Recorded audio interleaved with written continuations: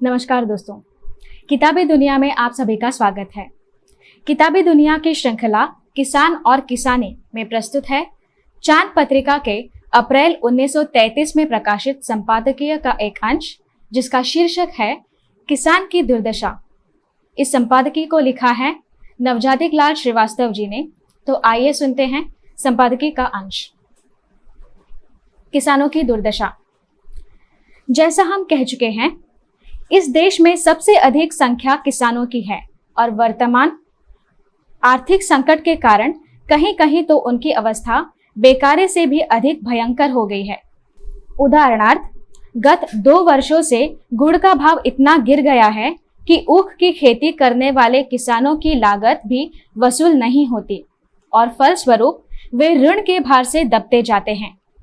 खेती से उत्पन्न अन्य पदार्थों की दर भी पूर्वापेक्षा बहुत घट गई है, जिससे किसानों की आमदनी दिन पर दिन कम होती जाती है और उनका जीवन निर्वाह हो सकना अत्यंत कठिन हो गया है।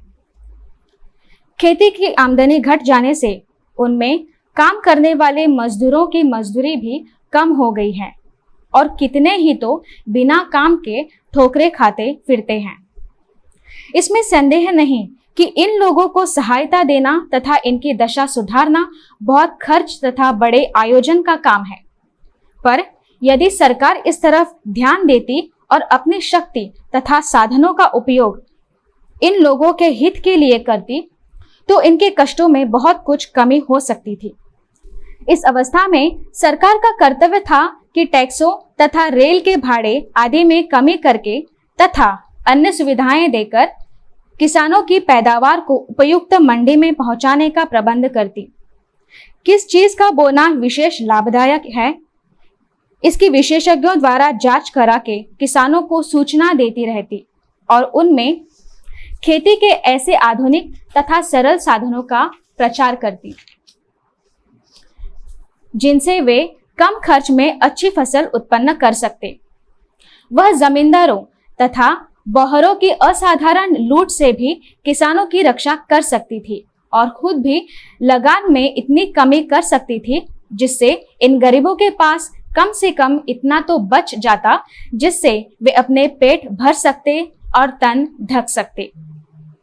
खेती के अतिरिक्त पशुपालन, दूध, घी का व्यवसाय, पक्षियों का व्यवसाय, फल उत्पन्न करना आदि और भी कितने ही ऐसे काम हैं जिनका भूमि से संबंध है और जिनमें विशेष लाभ रहता है। यदि सरकार गांव वालों को इन व्यवसायों की तरफ प्रोत्साहित करती और आवश्यक सहायता भी देती, तो उनका संकट किसी अंश में टल सकता था।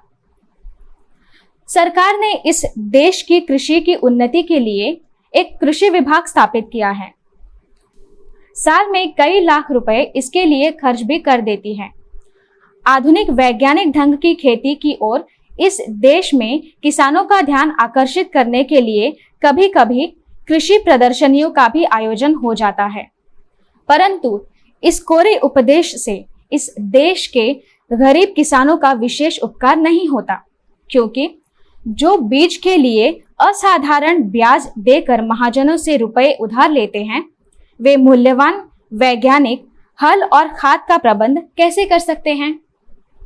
इस देश के किसानों को तो ऐसे सरकारी कृषि विभाग की आवश्यकता है जो उन्हें नाम मात्र के ब्याज पर रुपए उधार दे, स्वल्प भाड़े पर वैज्ञानिक हल प्रदान करे और खाद आदि के संबंध में आवश्यक उपदेश प्रदान किया करे।